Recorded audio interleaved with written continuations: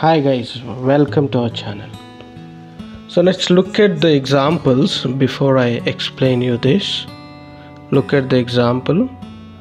So this is taken from A Tale of Two Cities, Charles Dickens, written by Charles Dickens. Look at the example carefully. It was the best of times. It was the worst of times. It was the age of wisdom. It was the age of foolishness. It was the epoch of belief.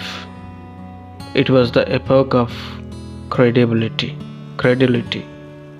It was the season of light. It was the season of darkness. It was the spring of hope. It was the winter of despair. We had everything before us. We had nothing before us. We were all going direct to heaven. We were all going direct the other way. In short, the period was so far like the present period that some of its noisiest authorities insisted on its being received for good or evil, in the superlative degree of comparison only. Okay guys, if you look at this example carefully, you will find some set of sentences. So these sentences were taken from A Tale of the Two Cities, written by Charles Dickens. This is the first paragraph of the novel. So this was written during the French Revolution. So this novel describes Paris and London cities. So the writer Charles Dickens tried to explain the situation in those days. So if you look at the first lines, it was the best of times. It was the worst of times. It was the age of wisdom. It was the age of foolishness. It was the best of times, worst of times. Best of times, worst of times. Look at the contrast. Best of times, worst of times. Age of wisdom, age of foolishness. Epoch of belief, epoch of credulity. Season of light, season of darkness. Spring of hope, winter of despair. We had everything before us, we had nothing before us. Right?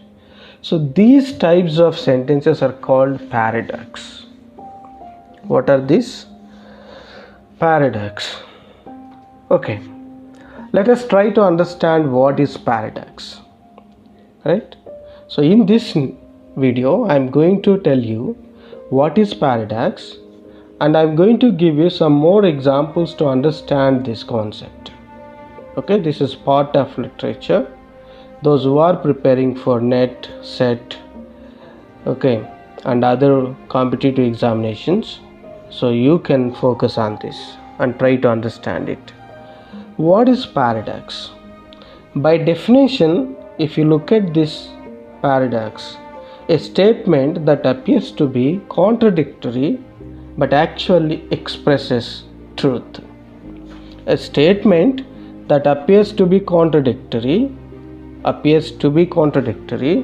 but actually expresses truth. Right. So if you look at the first two statements from this Charles Dickens A Tale of Two Cities, the first paragraph that I gave you in the beginning, it was the best of times, it was the worst of times. It was the best of times, it was the worst of times. Let's look here. What does it say? It says best of times, at the same time it says worst of times. So this is contradictory. These kind of contradictory statements, contradictory sentences are called paradox. Very simple. If a sentence has a contrast, okay, with other part of sentence, that is a paradox. Less is more. Less is more. Less means little. More means much. Less is more. And the other example, you look at the other example.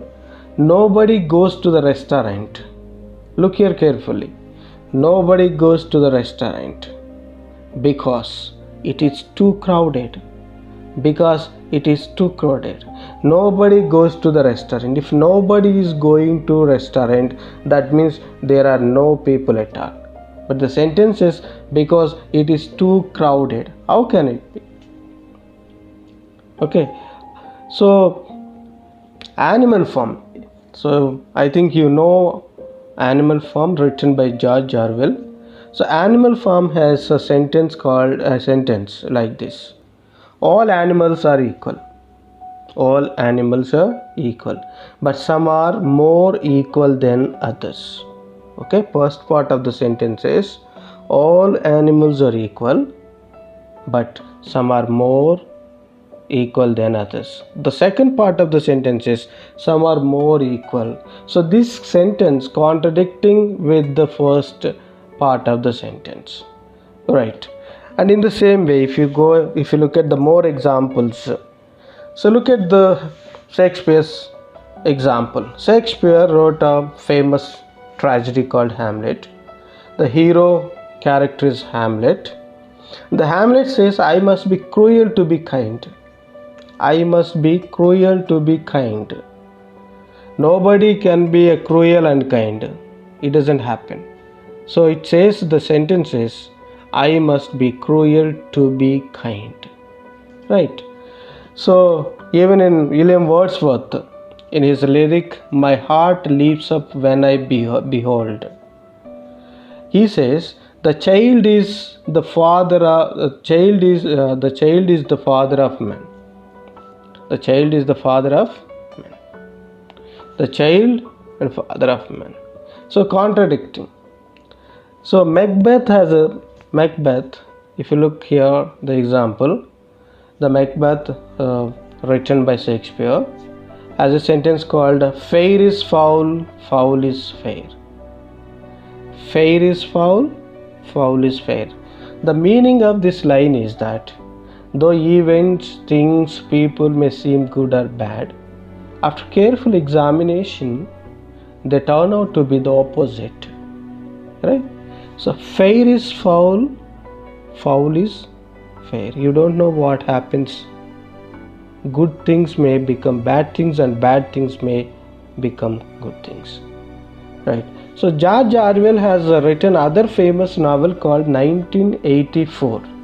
Okay, the name of the novel is called 1984. Look at the examples carefully. War is peace. War is peace. Freedom is slavery. Freedom is slavery. Ignorance is strength. Ignorance is strength. So all these three sentences are contradicting with each other, with themselves. Okay, war is peace, freedom is slavery. War, peace, freedom, slavery, ignorance, strength. So all are in contradictory statements. Okay, so look at some more examples to understand it clearly. Your enemy's friend is your enemy. Your enemy's friend is your enemy. Your enemy's friend is your enemy. Friend, enemy. I am nobody. I am nobody. So George Bernard Shaw says, what a pity that youth must be wasted on the youth. Youth must be wasted on the youth. Contradictory. Truth is honey which is bitter. Truth is honey which is bitter. If truth is honey, it must be sweet. But it says bitter. Truth is honey which is bitter. So Oscar Wilde says, I can resist anything but temptation. I can resist anything. That means you can resist, you can fight with anything. But temptation, contradictory. That means you can't fight, you can't resist temptation. I can resist anything but temptation. It is in giving that we receive. It is in giving that we receive. Right? So he was a brave coward. He was a brave coward. Brave coward. Contradictor. Look here. And some more examples. When you win all the time, you lose. When you win all the time, you lose. You can save money by spending it. You can save money by spending it. I hope you are understanding it. You can't save money by spending it. Saving money is not spending. Right? I know one thing that I know nothing. Socrates says. This is the statement by Socrates. I know one thing. I know one thing that I know nothing. Right? I know one thing. It says first part of the sentence says I know one thing that I know nothing. That means you don't know. Then, right. This is the beginning of the end. This is the beginning of the end. Right. So where there is no law, John Locke, this is the statement by John Locke. Where there is no law, there is no freedom. Where there is no law, there is no freedom. If there is a law, there is no freedom. Okay, John Locke says, where there is no law, there is no freedom. Okay, so Julius Caesar, a most popular drama by Shakespeare. You look a statement, cowards die many times before their deaths. Cowards die many times before their deaths. Okay, so and all men, Oscar Wilde. This is taken from Ballad of Reading Gaol. All men kill the thing they love. All men kill the thing they love. Okay guys, I hope you understood what is a paradox. It's simple. Guys, it appears to be contradictory. Okay? Very simple. It appears to be contradictory. So it was the best times, it was the worst times. First part and second part. Less is more. So that means less is more. So that's a contradictory.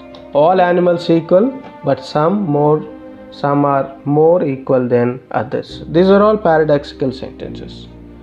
You guys, if a sentence has a contrast in it, that is called a paradox. I hope you understood. So we looked at lots of examples from literature and in our day-to-day life. Thank you guys for watching my channel. So if you haven't subscribed to my channel, please subscribe it for more videos. Thank you guys.